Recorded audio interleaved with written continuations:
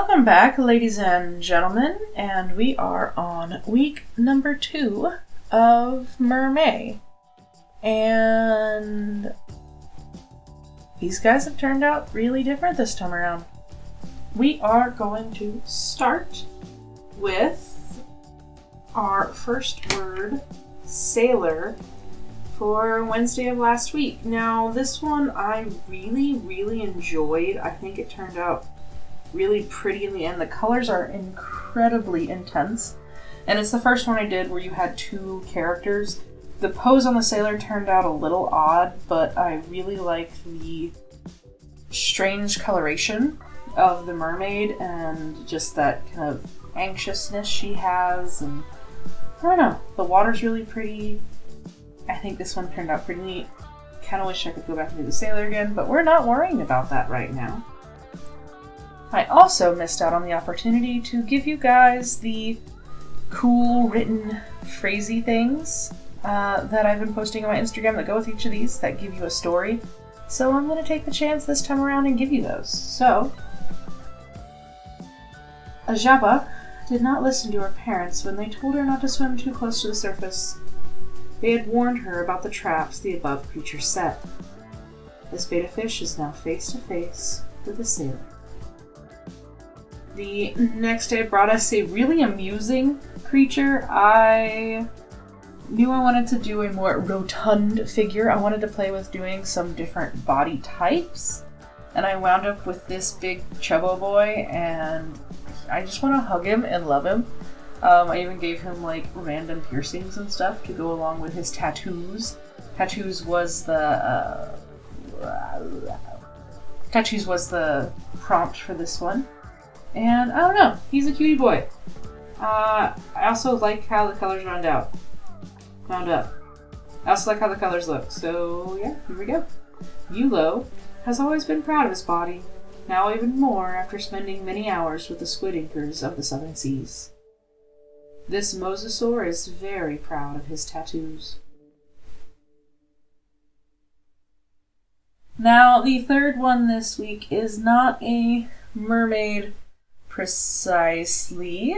I've been jonesing for some dinosaur art, and I think I'm going to do a couple dino videos after the end of MerMay, but I set out to do something. I need to finish it. But I took my opportunity, and I think whenever I come across a prompt that is an animal already, I'm going to take the opportunity to do a monster or critter because it's fun and I like monster design. So I wanted to do a broomy monster from the deep depths, and what's really fun is the doll software that I have actually includes dinosaur models for a low price. And I'm super excited to play with that more later because, you know, it's me. It's dinosaurs. Of course I want to play with it. Deep in the depths of the ocean, where little light can be found, the Drakenhest reigns supreme. Traveling in small packs of 3 to 4, these huge beasts are the greatest threat to medium and small mers in the around depths. These creatures appear like a cross between a Spinosaurus and a seahorse. The next one I wound up playing with a good bit, and I like how it turned out. I hope it appears that she's sitting around in rubbish and trash, and that was kind of what I was going for. Another intense color scheme of like teals, purple, and orangey red. I want to do a character with a different hair texture, so here we go. This is what we got. It took days to find it, digging through the rubbish that had accumulated along the floor of the cape. Blaine knew they would be unable to read it, but finally having it in their hands brought them comfort. This manta ray found the message in the bottle. We have here another prompt that was an animal. We had albatross, so I turned it into another horrifying mermaid-eating beast, or beasts. I played with the pterodactyl poser, and so they wound up looking super pterodactyl-y and less albatrossy, but hey, I still like it. It's still creepy, and it's still kind of an intense artwork. It gave me so much trouble, though, with contrast. I wanted to have a more neutral mermaid because I hadn't had one yet, but I still wanted her like blood to stand out. And I wanted to have a really dark setting, and it was just, it gave me so much trouble, y'all. You don't even know. I mean, I probably spent twice as long on this one than I did some of the others.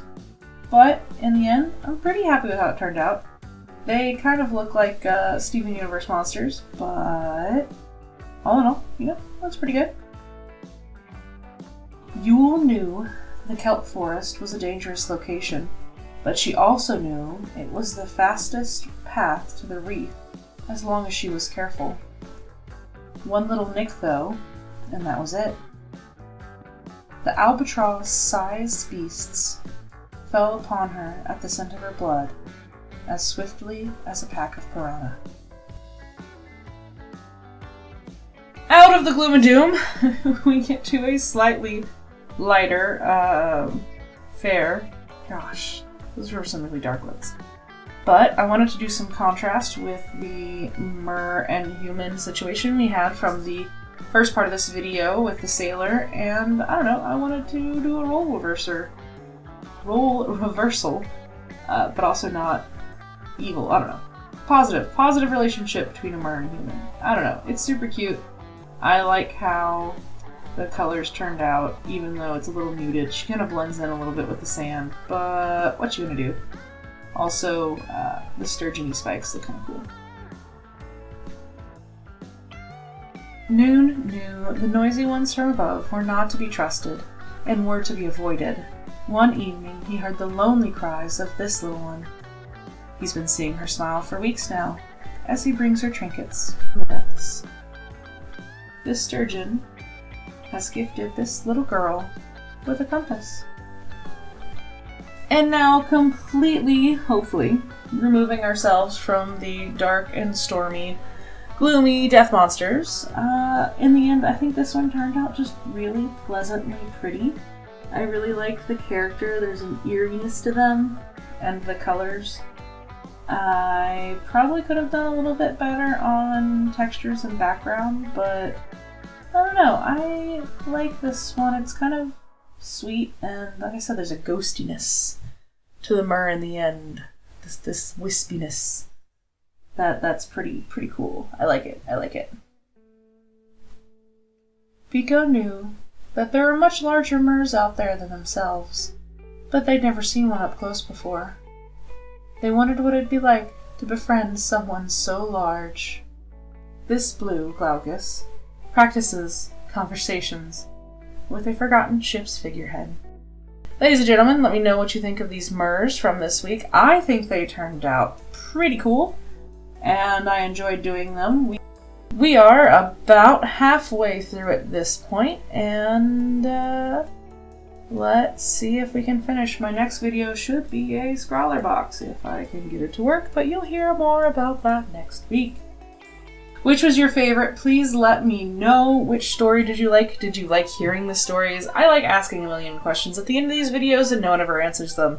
It's just how I do. Alright guys, I'll see y'all next week. Bye!